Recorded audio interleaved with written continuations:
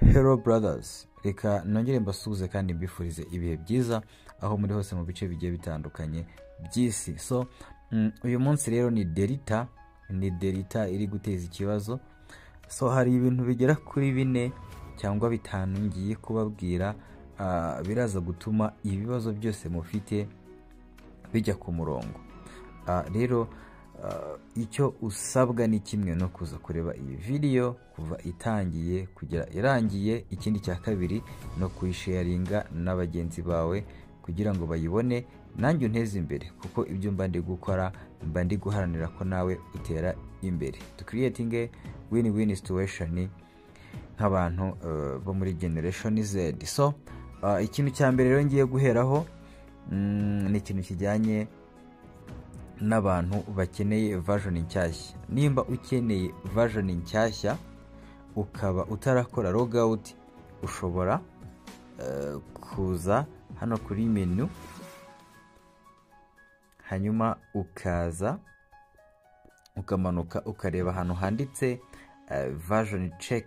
Ango niho tunyura tugiye kureba ko hari version nshyashya yaje.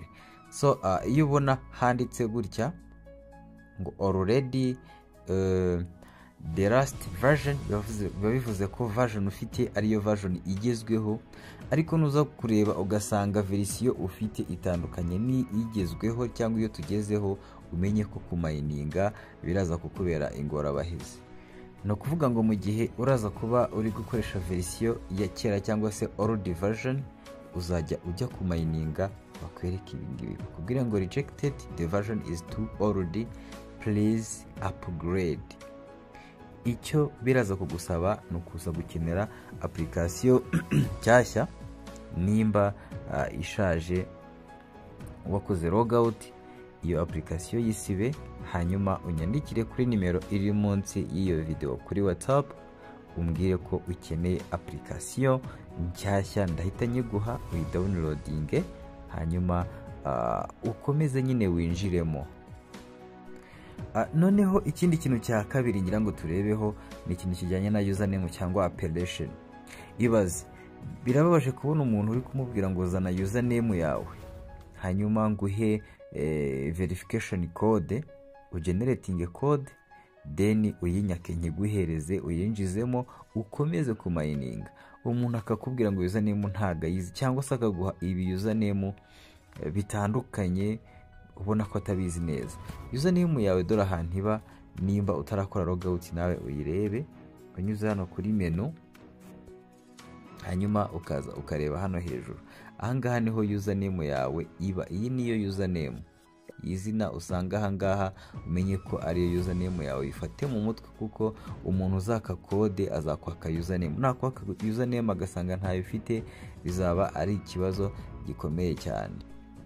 Hanyuma ikindi kintu nshaka kuvuga ho kandi cy'ingenzi, ngewe nabaye overloaded.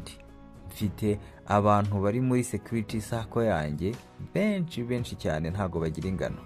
Ndagira ngo abantu ntarahereza code banyandikiye kuri WhatsApp mubanze mwumva aka kantu, nimumara kukumva muze guhita mwongera munyandikire mbereke uburyo ikibazo tugiye kugisolving, kuko mwese mugomba gukomeza gukora mining, nta numwe uvuyemo, kuko ningufasha uraza gufasha abagenzi bawe, ndetse n'abagenzi bawe baze gufasha abagenzi babo, kugira ngo twese tube updated. Turi kumwe turaza kubikora rero gutya, ariko biraza gutwara igihe. So reka mbereke uko ngewe bimeze, babwire n'uburyo ikibazo tugiye kugikemura, kugira ngo nanjye nyine mbona agahenge. Kuri menu, hanyuma nze hano kuri provide security, niho nyura ngiye gutanga code. Okay, hanyuma muri kubona ko mfite a lot of people, mfite abantu barenga 500 ahangaha muri iyi security sako yanjye. Okay, urabona ni abantu benshi, ni ibihumbi byinshi, ibihumbi byose. Rero abantu bari kunyaka code mu munota umwe ngo mbe nyibahaye, nakererwaho iminota 2 n'itatu, bakamirira nabi bakenda kumpitana. Mwihangane, nanjye singereye igihe namanukiye